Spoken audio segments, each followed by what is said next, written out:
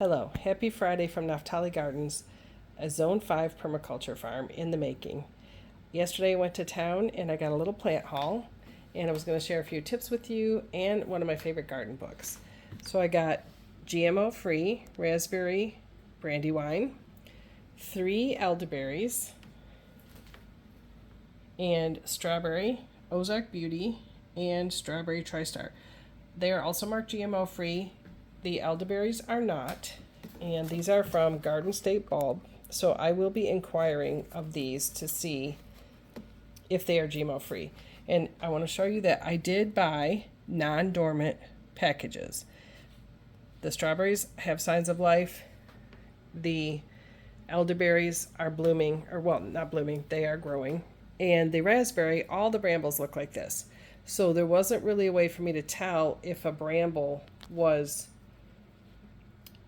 still alive or not. I have bought these packages. I've let them sit until the recommended time to get them in the garden, or I've even gotten them where I just open them up and the plants are dead. Sometimes the plant has not even been, like, here's the planting medium or the packaging medium, and the plant is sitting up here. The roots are outside the box. So I recommend this is the best selection right now, and the lights in the stores do make them start growing. They break dormancy, and I recommend you don't leave them like this. We definitely can't get in our ground. It's frozen, and so I'm going to pot them up. I have potted them up and put them in the house in the past, but I'm limited on space. I have quite a mess to clean up today as it is, and the gardening mess just starts taking over because I don't have my outside spaces set up yet. We have a hoop house that's unheated, and I have a garden shed that's in the process of being finished, and so I do not have a setup right now where I have a temperature controlled space to keep these. So I'm going to do the winter sowing method with these plants. I'm going to put them in these containers, and I think with the strawberries I'm going to go with a gallon size container because they need more space, not the height.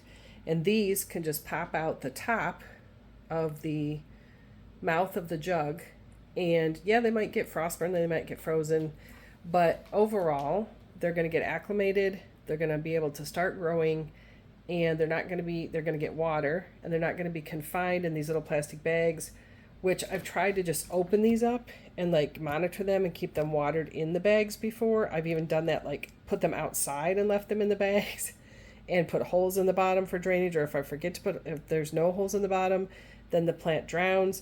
So I think the best way is you get them, you plant them up, and I'm going to try this year just putting them outside and seeing how they do. So the book, this is one of my favorite books, favorite gardening books, is Grow a Little Fruit Tree by Ann Ralph. And this elderberry is 6 to 12, let me get it to focus, 6 to 12 feet. And I bought 3.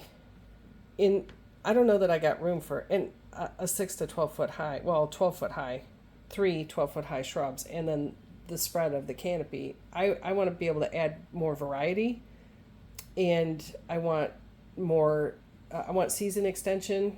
I want different attributes of the fruits so that, some are better keepers, some are better freezers, some are better eaten fresh. And when you can, add more variety to your produce, that gives you a lot more options for food. So I want to be able to keep these at a size I want them and be able to put them in the garden where I have room. And what this book teaches us is that for thousands of years, humans have been trimming, pruning fruits and trees. Look at bonsai trees, which is, I know, a very special skill in gardening. But if someone can take an oak tree and by carefully pruning and taking care of it, keep it a few feet high, then, and we know the history of fruit trees with espalier and cordoning and pruning and things, we know that fruit trees can be done that way too. So this book shows how to do that and explains the timing and the methodology. And it's just such a big benefit because the dwarfs and the semi-dwarfs are often more money, and they often sell out faster.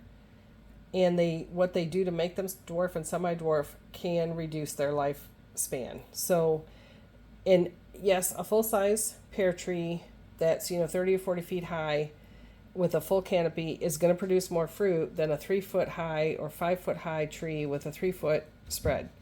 But you can add more variety, and it means that you're not limited by the space that you have. You could even grow some of these, like citrus, inside your house. By being able to prune and maintain the size and shape of your plants, you can have a lot more options and add more variety to your garden, and still be able to get harvests off of them. So I love this book. It's a great guidebook for how to do that, and then, like I said, the timing and everything. And I hope you're inspired and this blesses you. Blessings and shalom.